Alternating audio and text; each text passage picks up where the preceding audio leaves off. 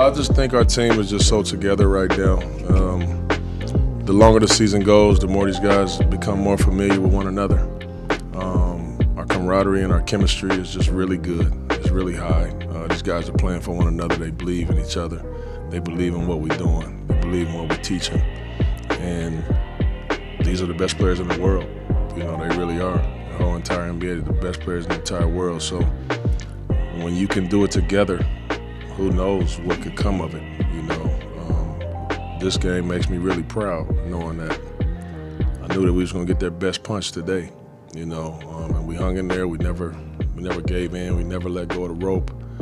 And that's a great sign of a team, whether it's a young or old team. It doesn't matter. That's a great sign.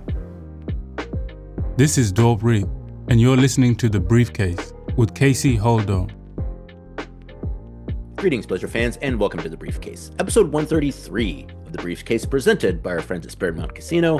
I'm your host, Casey Holdahl, and your Portland Trail Blazers are officially the hottest team in the NBA, having won 9 of their last 10 games, including consecutive games versus the Suns, and then a game versus the Pacers on the second night of a back-to-back. Pacers, another team that could have laid claim to being one of the hottest teams in the NBA. They are no more after having lost to Portland, as I mentioned, on Wednesday night. So we'll discuss those games. We'll discuss where the Trailblazers are at. We'll discuss Scoot Henderson and Toumani Camara being on the same team at the Rising Stars Challenge, which should be pretty interesting. A very good team that they're on. Really gives you more of a cause to pay attention to those games than I think you probably have in a while, which is kind of the point of making changes to All-Star Weekend, so nice work there, I suppose.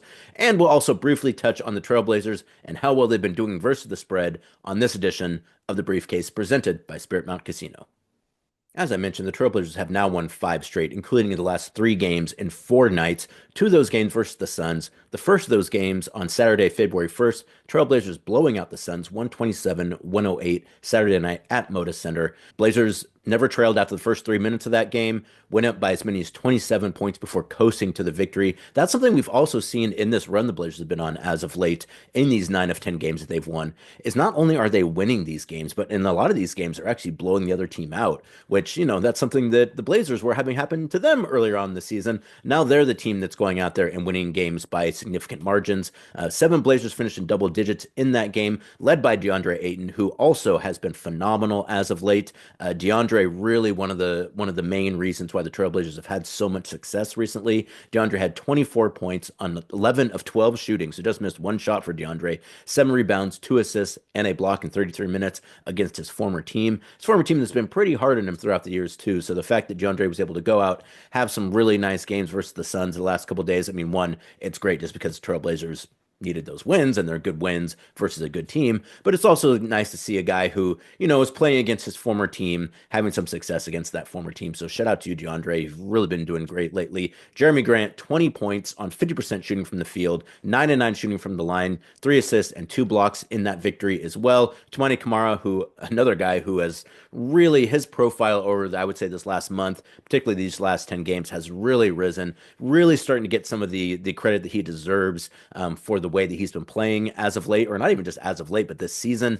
as I'm going to talk about here, got added to the rookie sophomore team. I even asked Toumani about that the other night, and he's like, yeah, you know, it would have been nice if I'd gotten on there initially. And I was like, yeah, Toumani, you should have been, but at least they made it up to you by getting you on that roster. So Toumani having a really nice night, a really good stretch for Toumani, also against a team that traded Toumani earlier on in his career before he got a chance to play any games in the regular season for the Suns.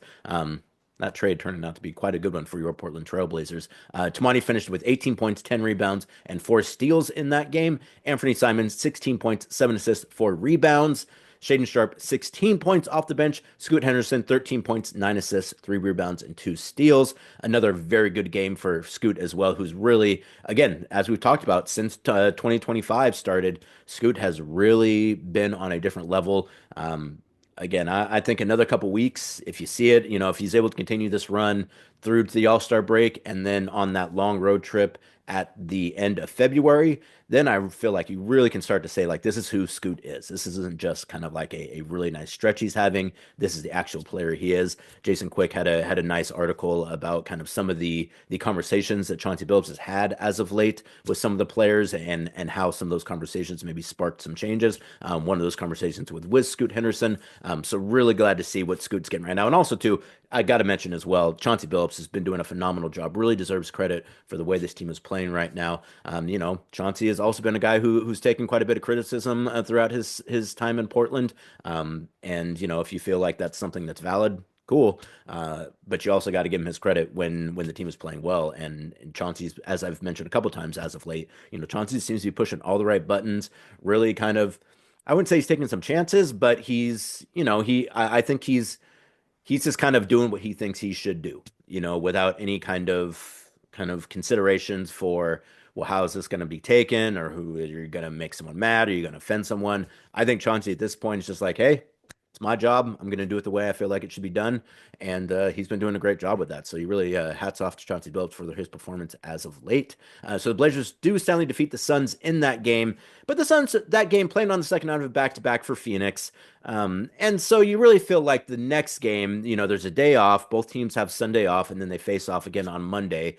And that's the game where you're like, hey, if the Blazers are legit, if they really are a team that is improving and that is getting better, and this isn't just a fluke, if this is actually improved play that is sustainable, then let's see how they do in the next game versus the Suns. Because the Suns, obviously, a team with a lot of talent, maybe not performing to the expectation that they feel like they should or that they had starting the season, but a team with Devin Booker and Kevin Durant and Brad Beal and some nice defenders around those guys as well. And a great coaching staff. So, not a pushover by any stretch. So if you're the Blazers, you get the first game versus Phoenix. They're on the second round of back-to-back. You can kind of luck your way into a win in that one. So if you win the second game, that's really proof that you've made some progress, and that's exactly what they went on to do. Trailblazers getting the second game versus the Suns, 121-119 in overtime on Monday night. Deandre Ayton, again, a guy who, has struggled throughout the years playing his old team, coming up again, so big in that game. Obviously, DeAndre drafted by the Suns with the first overall pick of the 2018 draft. Played his first 5 seasons with Phoenix before the parting of ways there. Him and Toumani coming to Portland in exchange for Yusuf Nurkic and some other guys as well. My guy, Nasir Little. And ever since then, there's always been kind of talk about kind of the way things ended for DeAndre in Phoenix and kind of the way that played out. And DeAndre, I feel like, has always really gone out of his way to really just be really diplomatic about it and just be like, hey, like, didn't necessarily work, but I enjoyed my time there. I'm really happy with where I'm at now, and that's kind of what I'm focused on. So when a guy like that, who has had some struggles against his former team, comes out and has a really nice game against his former team, that's always a really cool thing to see happen as well. So in that game too, Portland had a chance to win in regulation. Royce O'Neal makes a three-pointer with 2.1 seconds left to play. That game was kind of nip and tuck back and forth for a lot of the game. Blazers go up double digits, Suns go up double digits. Blazers go back up double digits. Suns rally, get it close in the fourth quarter. Blazers are up 3, as I mentioned, with about 2 seconds to play. Probably should have tried to foul to keep the Suns from getting a three-pointer. Weren't able to do it. Ends up Royce O'Neal does get a 3 to send that game to overtime. But even in a game with, like Kevin Durant, Anthony Simons, Devin Booker, and Denny Avdia, guys who are all really dynamic offensive players, it was DeAndre, I feel like, who had the most impact on winning, particularly in overtime of that game. You don't often talk about, when you talk about a player being clutch, you're usually talking about scoring. And DeAndre did do some clutch scoring in that game, hitting multiple. I think he went 5 of 6 or 6 of 7 from the free throw line late in that game. In the overtime, they kept fouling DeAndre. We saw DeAndre in Portland when he was with the Suns miss some free throws that ended up with the Suns losing that game. So that's kind of what the first thing I thought of when DeAndre was in that situation. But DeAndre won the day in that one, going 5 of 6 from the free throw line in the overtime to help the Trailblazers get that one. But also his rebounding in the overtime was incredibly important. 4 offensive rebounds for DeAndre in that overtime, creating extra possessions for the Blazers, able to get them over the top in that victory, as I mentioned, 121-119.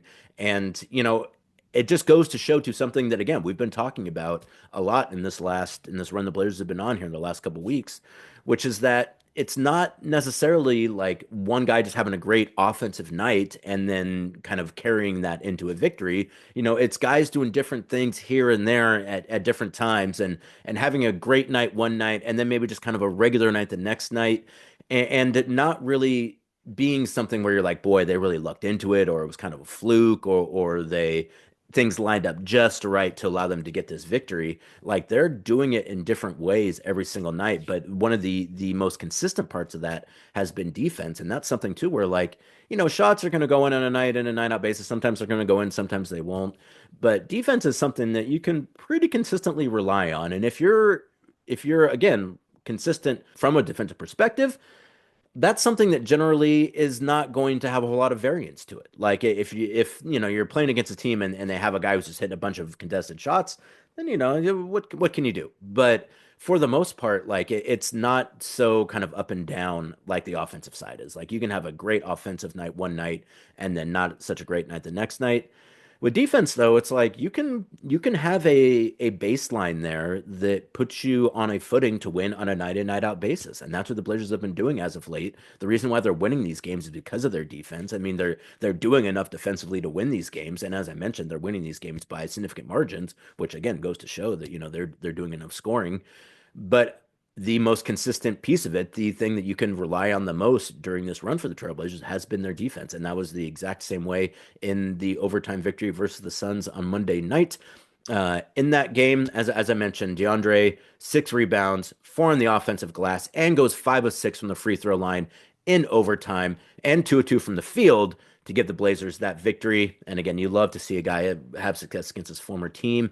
Deandre ended up finishing that game with a game high 25 points on 9 of 22 shooting. Obviously, as I mentioned, not a great night shooting for Deandre, but coming through in the clutch when it mattered the most, and not necessarily from the field, even though he did make 2 of those 9 field goals in the overtime, but doing it at the free throw line, making an impact on the glass, winning extra possessions for his team, giving his team an opportunity to have some misses and then go back and get some makes as well. So a really nice night for DeAndre in that one as well. So 25 points, 20 rebounds, 9 of those on the offensive glass, when almost half of your rebounds are on the offensive glass.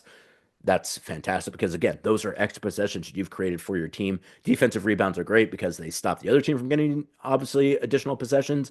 But an offensive rebound actually creates another possession for your team. Possessions are incredibly important in basketball.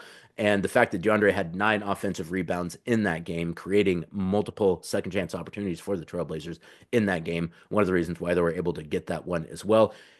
Also had 2 assists and a steal and a block in 42 minutes. That's the other thing, too, that as of late, Chauncey's kind of pared down the rotation a bit. So guys are playing a little more minutes right now. And I think that's actually probably a good thing. Obviously, the guys who aren't playing as many minutes, not as good for them. But the fact is, like, when you're playing well and you're playing consistent minutes, these guys are all young pros. 36 to 38 minutes is probably about what you want it to have those guys at. And if they don't have it on a certain night, or if, they're a big gas, which I think we saw, the next night versus the Pacers, then, you maybe expand out that rotation a little bit. But when the team is playing well and the guys who you're giving most of those minutes to are playing well, it makes a little bit of sense to shorten up that rotation a little bit, which is exactly what Chauncey Billups has done as of late. Going back to that overtime victory versus the Suns, Denny goes 8 of 12 from the field, 3 of 6 from 3, and 5 of 5 from the line for 24 points to go with 8 rebounds, 5 assists, and a steal while falling out in 43 minutes. A very nice game for Denny. He did, however, have the foul at the end of overtime. Blazers are up 3, and Denny, this time they decide they are going to foul up 3, which is what you should do in that situation. But it is a little bit of a dicey proposition because you got to make sure that you're not going to foul a guy while he's taking a 3. Unfortunately for Denny, and that's exactly what happened.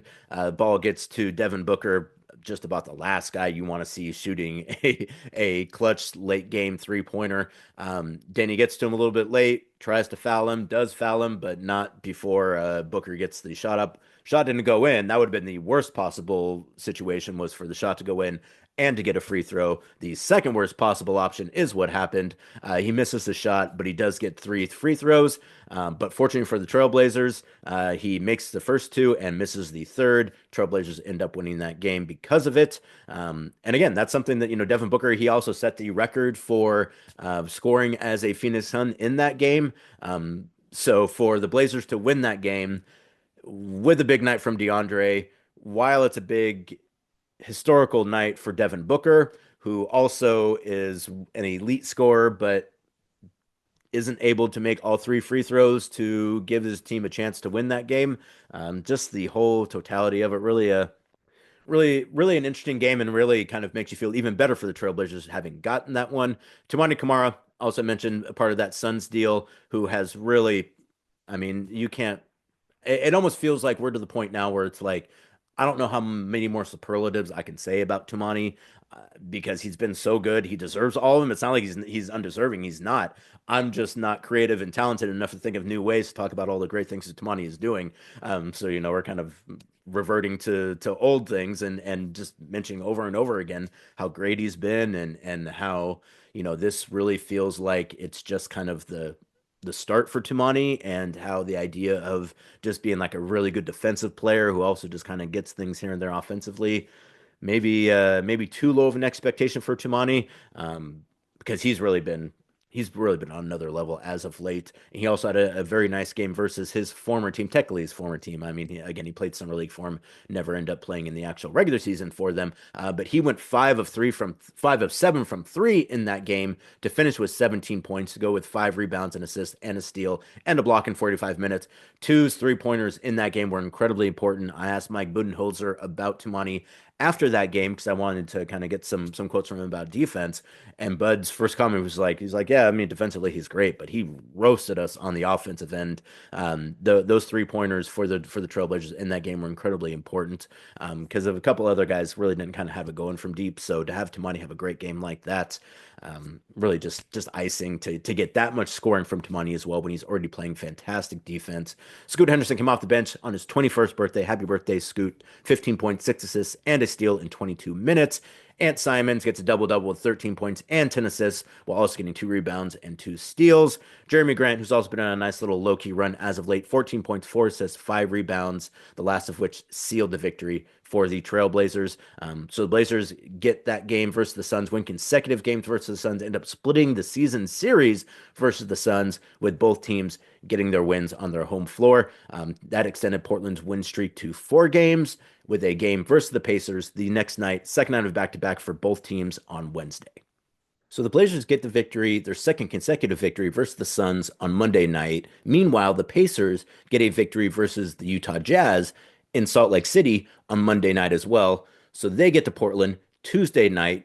Both teams playing on the second night of a back-to-back, 2 of the hottest teams in the NBA. I believe that the Pacers had won 8 of 10 coming into the game with the Trailblazers. Trailblazers, I think, had won 8 of 9.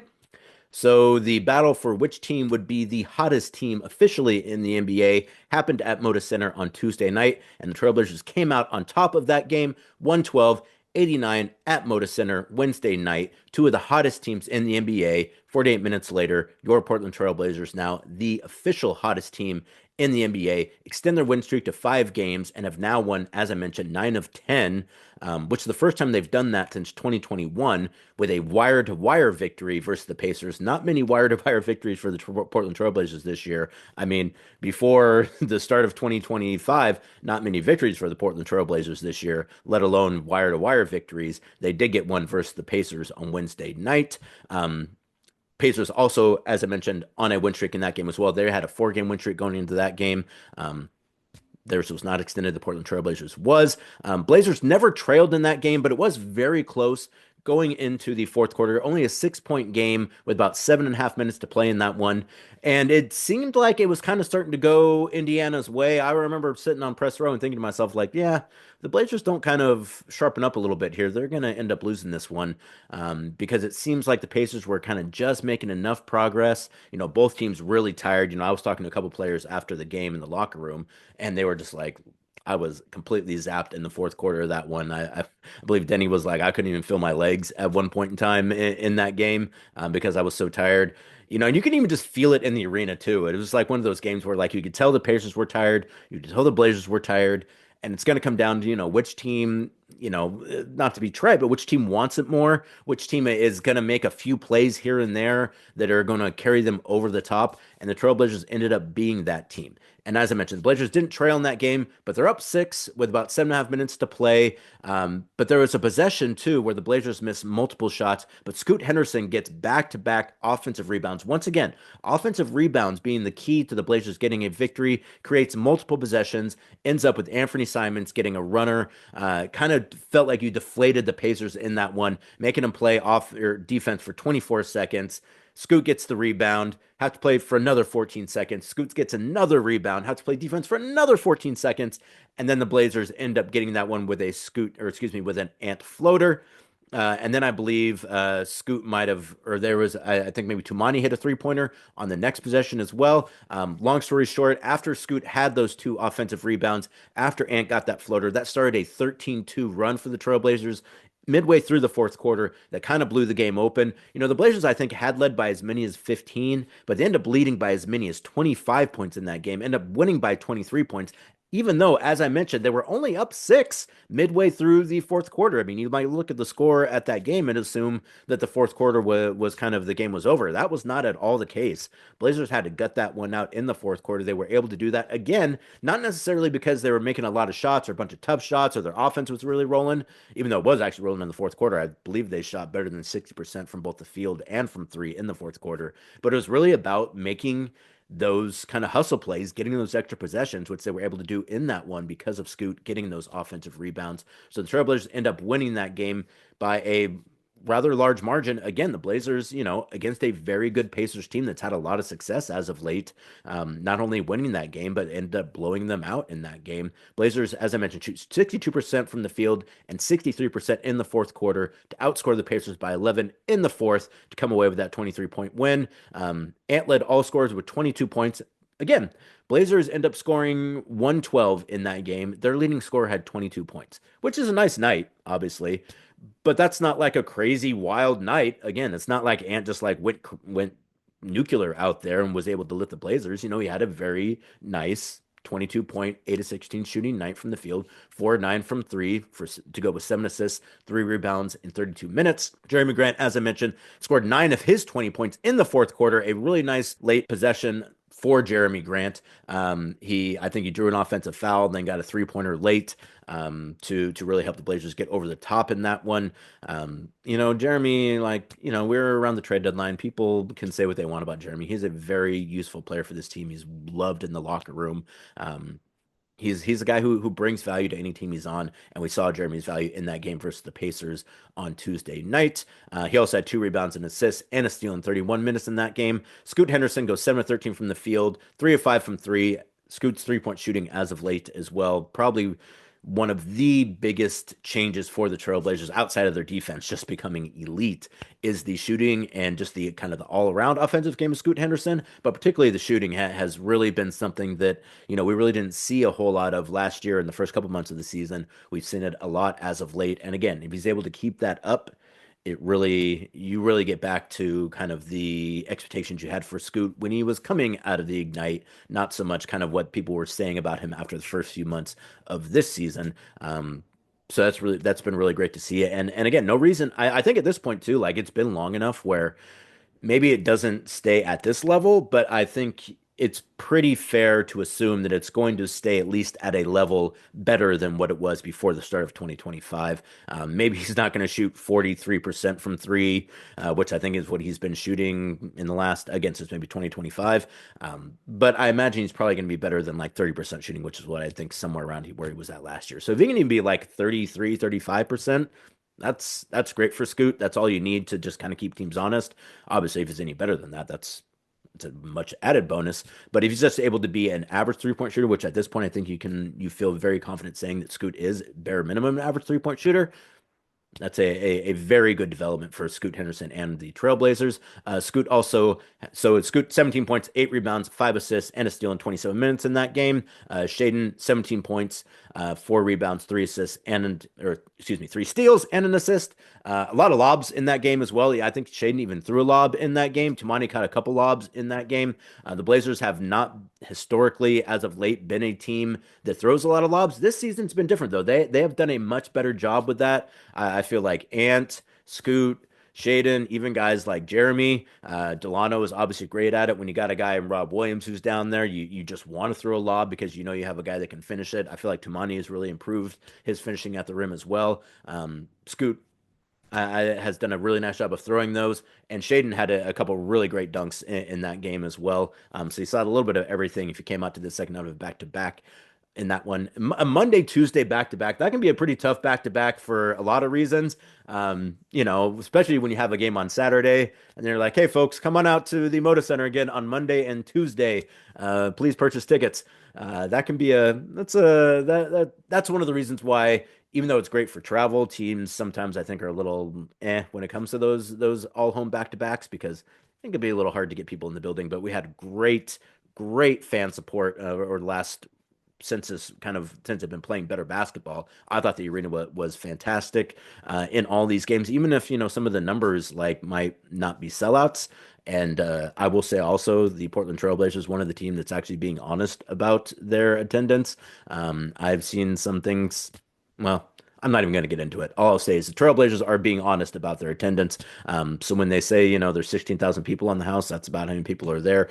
And even though it's not a sellout, again, just really fun, frenetic, enthusiastic support from the fans, which is, that really makes it a lot more fun. Winning is always more fun, but when you got a building that's excited and rocking, it just reminds you of kind of the place that the Trailblazers hold in this community and the importance of the Trailblazers in this town.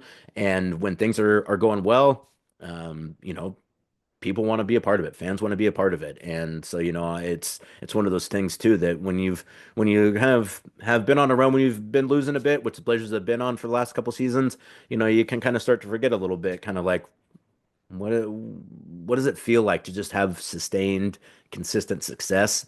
And when you're reminded of what it feels like, it's pretty fun because, again, when that building's rocking, when people are excited about the Trailblazers, it's the best ticket in town. So it's been really great to see the team have this success as of late. But real quickly, too, just to wrap up the game versus the Pacers, Toumani Camara, 13 points on 7 shots, 7 rebounds, 2 assists, and a steal and a block. But the main thing for Toumani Camara in that game, the primary reason why Tyrese Halliburton went scoreless in that game, only got up 3 shots in that game, holding a guy like Halliburton, who is, again, more of a distributor, but definitely a talented offensive player as well, a talented scorer, getting 0 points in 24 minutes for a starting all-star point guard. You had to work hard to do that. So, Toumani was the main reason because of that. And again, just goes to show that what Toumani is doing out there right now is next level. It's a team thing, defense always is. Blazers have been much better defensively, as of late because of their team defense. But Toumani, his ability to be kind of a point of attack defender and really make the life of whoever he's defending difficult is always going to make the rest of your team defense look better. And Deandre Ayton in that game as well, battled foul trouble, had 4 fouls, I think, in the first half. Robert Williams actually started the second half because of the foul trouble, which was something that Chauncey even brought up. He kind of mentioned it as a kind of an indication of where the team's camaraderie and kind of chemistry is at right now, which is that, with 4 fouls, he told Deandre at half, he's like, hey, I'm going to start Rob. And Deandre, rather than kind of taking it as the front, was like, yeah, no, that makes sense. We should do that. Which, I think the fact that he mentioned that, I think goes to show that, the assumption sometimes might be that, like, a guy, if he starts the game but then is coming off the bench in the second half, is going to be pissed off about that. DeAndre wasn't. He was like, yeah, no, I think that's smart. He had obviously played a lot of minutes the night before. He's kind of been dealing with some knocks here, just some small stuff. The reason why I missed some of the games on that last road trip. So, not exactly surprising that I just thought he was maybe sitting because, again, he played so many minutes the night before. Why not spread some of those minutes out to Rob? Donovan, while he was available, they weren't going to play him because it was second out of back-to-back. And right now, basically, if what they're doing for back-to-backs is if Donovan's going to play in one and then Rob will play in the other, and then the other guy won't play in the other one because, just both those guys being big men, and wanting to make sure that there's no long-term injury issues with those guys. They're being really careful with those things. So they go ahead and start Rob, and Deandre is fine with it. Deandre ends up with 8 points, 9 rebounds, 2 assists, 2 steals, and a block in 21 minutes. And then Rob, 11 points, 3 assists, 2 blocks, also started the second half. So really, again, just a nice game for the Trailblazers. Some crazy plus minuses in that game for the Trailblazers as well. Toumani Camara, a plus 33 in 35 minutes. Scoot Henderson, a plus 31 in 27 minutes. When you're putting up those kind of pluses in those kind of minutes, particularly being a plus 31 in 27 minutes is that's good. That is going to win basketball games for you. So Trailblazers now officially the hottest team in the NBA after beating the second hottest team in the NBA Tuesday night at Moda Center. Trailblazers, as I mentioned, have now won 5 straight and 9 of their last 10. Well, we're almost to the unofficial halfway mark of the NBA season with All-Star Weekend coming up here in about 10 days or so. But the NFL is wrapping up their season. The final game of the NFL season is this Sunday. And if you don't have any plans yet, consider heading out to Spirit Mountain Casino in Grand Ronde for the 2025 Big Game Party. There's actual copyright rules, I imagine, about using the term Super Bowl. I'm not going to use it again. So we're just calling it the Big Game Party at Spirit Mountain Casino. Feast on a buffet of tailgate favorites while you watch the big game. Chiefs and Eagles, I believe, spread about 1.5 in favor of the Chiefs because they just can't be beaten, it seems like. First half, buffet, burgers, chilies, brats, and hot dog bar, chopped Italian subs, and a Super Bowl home team dish. When you got Kansas City and Philadelphia, you assume that maybe the Kansas City dish will be something barbecue, and the Philadelphia dish will be something cheesesteak, but that's for the chefs at Spirit Mountain Casino to decide. In the second half, it's a nacho bar, taco and taquito station, 7-layer dip, and boneless chicken wings. So put on your team gear, grab your family and friends, and come join Chad Doing, who I work with on our radio broadcast as well, as he announces throughout the big game at Spirit Mountain Casino in Grand Ronde, Highway 18. Tickets are $40, 21 and over, please. This Sunday, doors are at 1:30 if I'm not mistaken. Check it out. Spirit Mountain Casino, Grand Ronde, Highway 18. Elevate your game. Real quick, just to recap the last 10 games for the Trailblazers with the win on Wednesday night versus Indiana. The Trailblazers, as I mentioned, have notched 5 straight wins and have improved to 9-1 over their last 10 games. Portland's 5-game winning streak is the longest active winning streak in the NBA, while their 9-1 record over the last 10 games is tied for the best in the league over that span. As you would imagine, if it wasn't tied for the best in the league over that span, there would be a team that had won 10 straight games. And there's not. Blazers have the longest win streak at 5 games. So going 9-1 in your last 10, also a very good run for your Portland Trailblazers. Overall, Portland's 9-1 stretch marks the team's best record over any 10-game span in almost 4 years, since April 27th to May 12th. If you recall, that was during the COVID bubble time, if I'm not mistaken, when the Trailblazers went on a run to make the postseason. The Damian Lillard, I didn't come here to waste my time run. Last time they did that in a non-weird COVID season, I don't even know. I actually didn't get a chance to ask our great PR people about that. It'd be interesting to know when the last time that happened that wasn't in that COVID season or the first COVID season.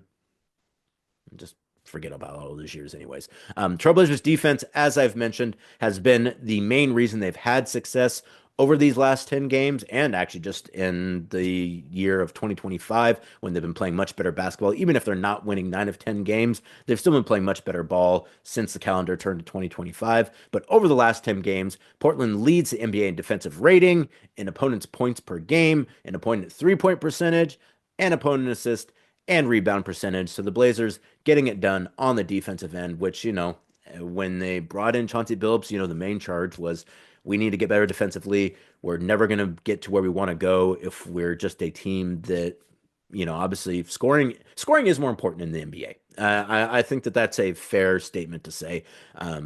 You have to be a great offensive team in order to have success in the NBA, but you can't be an average defensive team to have success in the NBA as well. You have to be good to great, and the Trailblazers have not been good to great defensively in some time. They have been great defensively as of late. And so if this is the kind of defense that they can play going forward, particularly with this roster that is not even completed yet, that really puts them on a great footing for becoming an elite defensive team. They already have a lot of talent on the offensive end. They've been doing more and more to bring in players who are more defensive-minded players, and it's really starting to have some repercussions, as you've seen over these last 10 games. Blazers look absolutely fantastic on the defensive end. It's fun to watch, too, we're so accustomed to again like the big plays on offense, but having some fantastic defensive plays. Toumani's had some just ridiculous blocks as of late. Um, it's really it's fun. Like it brings a different vibe and energy to the arena than just having a crazy scoring night. So it's been really great to see, and it's something you really hope they're able to carry going forward. Well, I did mention the All-Star game or the All-Star break at least a few minutes ago. And while the Trailblazers don't have any players in the actual 2025 All-Star game, I mean, not officially, they might, as I'm going to explain here in a second. They do have multiple players that are participating in the Castrol Rising Stars Challenge, and they've changed. I don't know when they changed the format. We talked about this a little bit on the last edition of the briefcase. I don't know if they were doing this last year or not. I don't seem to recall this, but what they're doing this year is they have three teams of rookies and sophomores who then got put into a pool, and then they drafted three teams from that pool of players, along with a fourth team that'll be a team comprised of G League players. But they did have that draft on Wednesday, and as far as the Portland Trailblazers are concerned, both Scoot Henderson and Toumani Camara are on Team Mitch Richmond. They're doing a run TMC thing because the game is in San Francisco. So you got Tim Hardaway's got one team, Mitch Richmond's got another team, Chris Mullen's got the third team. So both Scoot and Toumani end up on Team Mitch Richmond, which is incredibly difficult to say. I'm just going to say Team Mitch from now on. They have it listed as Team M here, as you can see on your screen. As you can see, both Scoot Henderson and Toumani Camara on Team M, along with Amin and Osur Thompson, Bilal Coulibaly, Yves Missy, and Bud Carrington. That is an absolutely stacked team, particularly in relation to the rest of the teams. Team Tim Hardaway, Kason Wallace, Jaime Jaquez Jr., Grady Dick, Anthony Black, Zachary Richard, Alex Sarr, and Tristan Da Silva. Team Chris Mullen, Stephen Castle, Dalton Connect, Jalen Wells, Keontae George, Zach Edey, Trace Jackson Davis, and Ryan Dunn.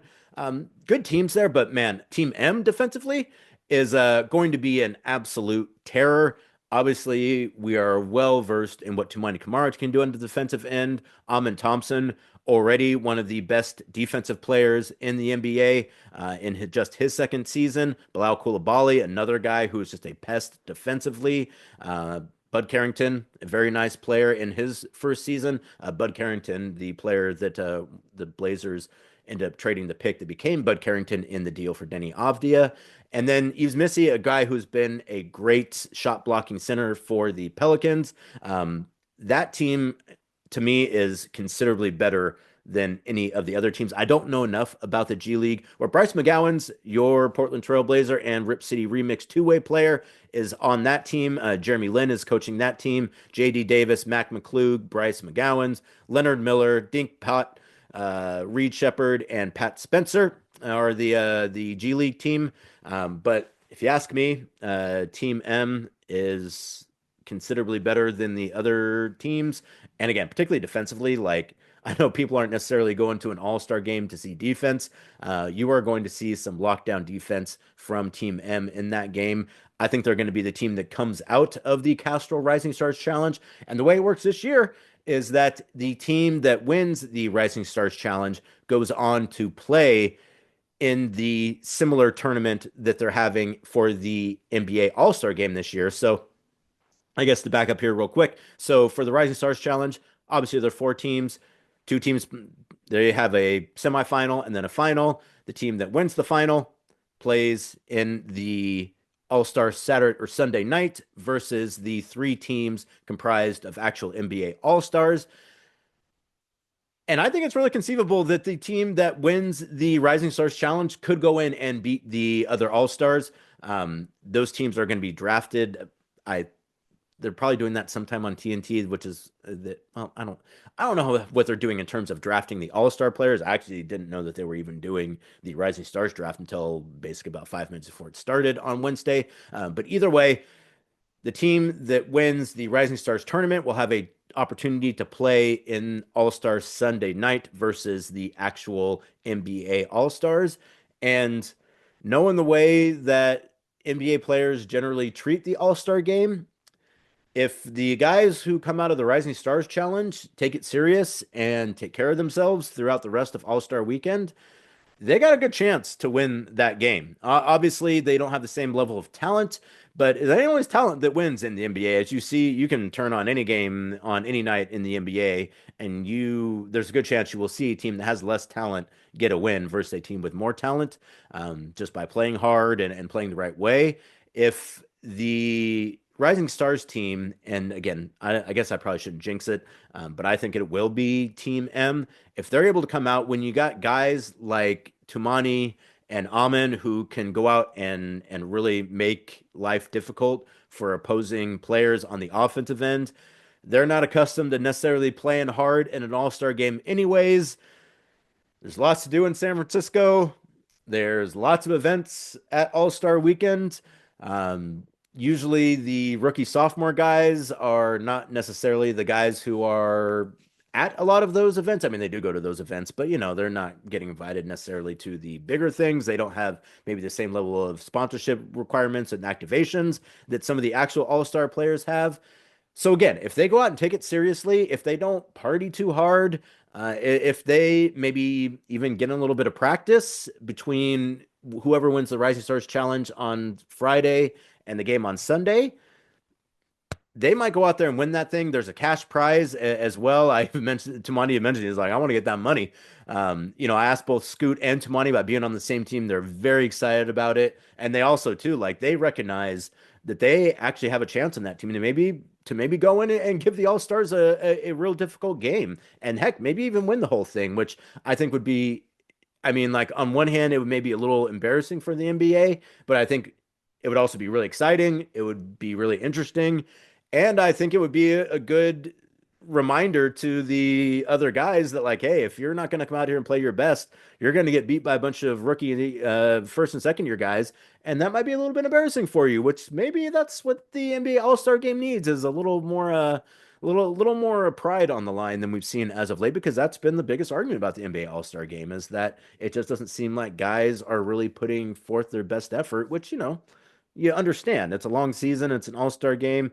As I mentioned, all those things, I got a lot of responsibilities at All-Star Weekend, but you still want to go out and give fans a reason to pay attention to it. And I think we've seen throughout the last couple of years, less and less reasons to maybe pay attention to those games. So I think, this is an idea that if it works, and I don't know who's to say if it works, maybe it doesn't, but if it does work, I could really see it having an impact on the way that all-star players approach all-star weekend. Because again, if one, I think, the money piece is nice. And while, yes, these guys get paid a whole lot of money, everyone likes getting, a little extra walking around money. It's not walking around money for you and me. It'd be borderline life-changing money.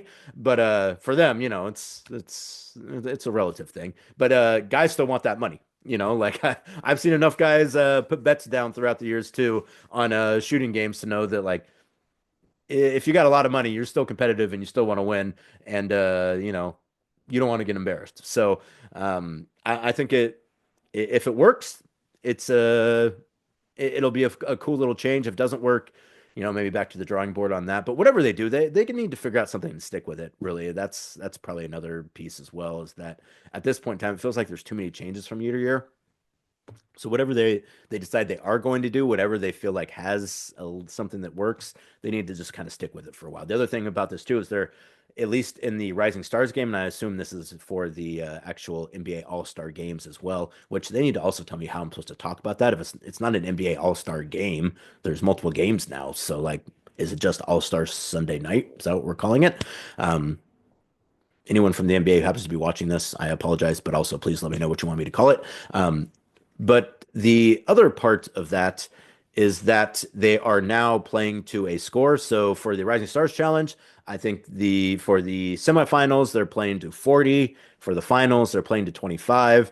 I don't exactly understand why you would play to more in the semifinals than you would in the finals, but they also probably just figured that there's probably a time crunch as well.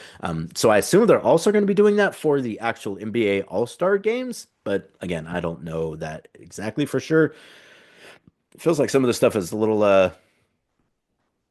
just hasn't been messaged maybe as well as you might like, but either way, what you need to know is that Toumani Camara and Scoot Henderson will be on the same team at NBA All-Star Weekend, which is 2 weekends from now. They will be playing on the same team at the Rising Stars Challenge on Friday night.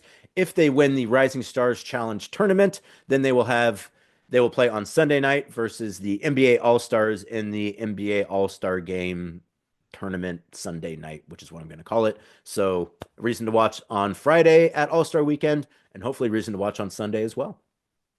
All right, well, I don't have really anything specifically to add. The NBA trade deadline is on Thursday, so it would feel weird to not even make mention of the trade deadline. As you are well aware, if you're watching the show, that means you're probably a rather enthusiastic Trailblazer fan. Trailblazers have not made any moves. There have been some deals that have happened throughout the NBA over the last week. Kyle Kuzma and Chris Middleton getting swapped. Middleton heading to Washington, Kuzma heading to Milwaukee. Jonas Valanciunas, I think, got moved, or maybe there was talk of him getting moved. Daniel Tice, Pelican center, gets moved to Oklahoma City for some draft compensation. Obviously, the Luka Doncic, Anthony Davis trade, which is crazy.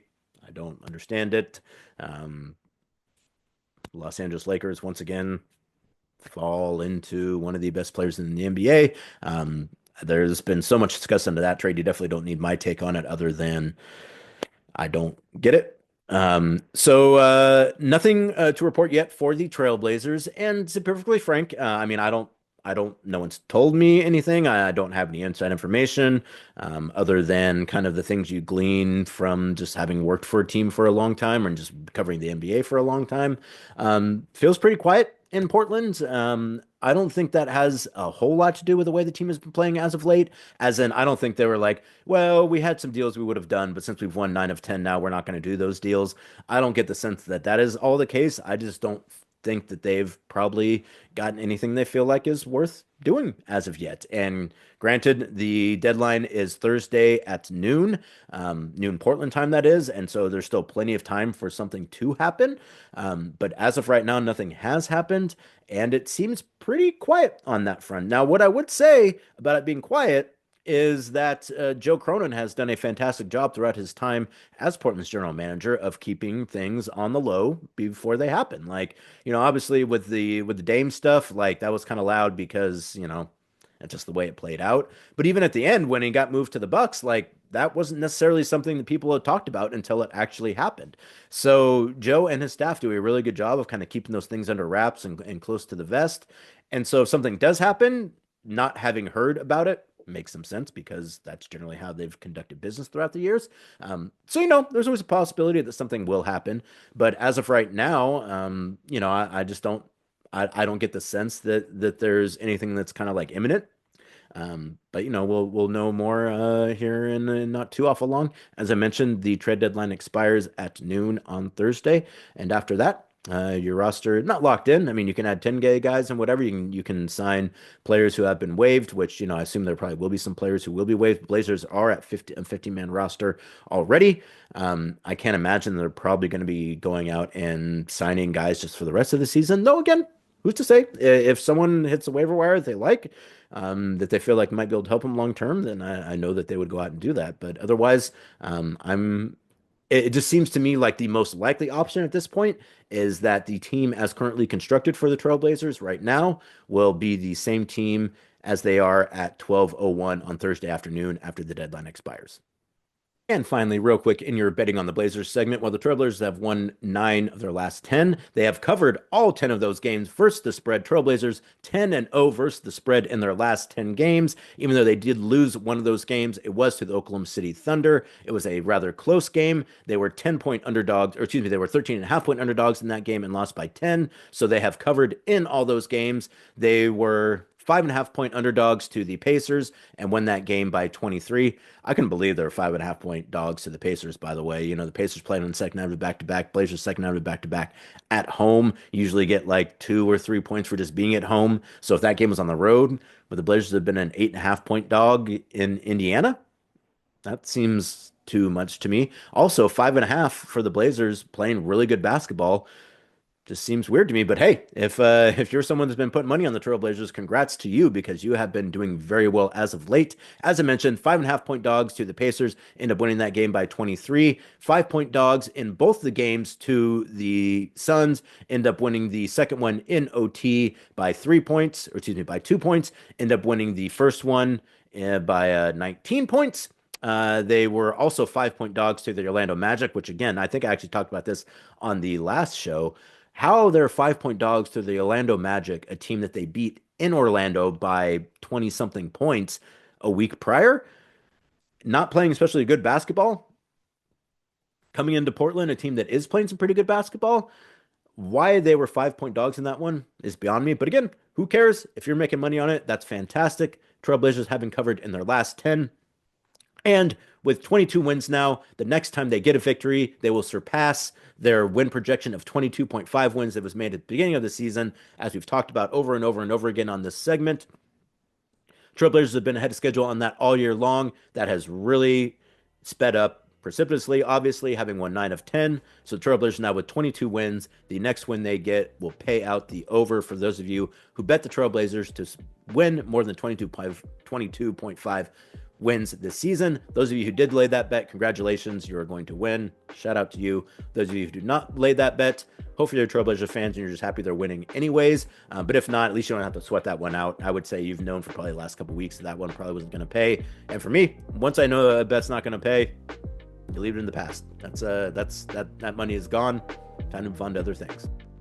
And that's going to do it for this edition of The Briefcase presented by Spirit Mountain Casino. Thank you so much for joining me, as always. Trailblazers with one more game remaining on this 7-game homestand.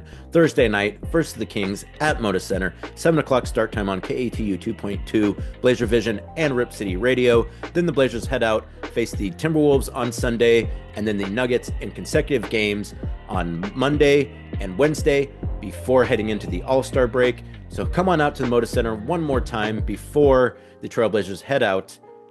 See if we can send them off with a win in that one. And then, heck, maybe get a few wins on the road here going into the All-Star break. If they're able to do that, then you maybe start talking about things like the play-in game. I'm not going to start talking about that just yet. I want to see how close they get here. Maybe after the All-Star break, if they continue to play this well, maybe at that point in time, we'll kind of start talking about what they might be able to do beyond just winning some games. But we're going to wait a little bit longer for that. But until then, as I mentioned, thank you so much for joining me. As always, please like and subscribe wherever you get your podcasts to The Briefcase, to The Blazers Balcony, and to Section 113 with Travis and Michael. We'll talk to you soon. I'm Casey Holdahl. Go Blazers.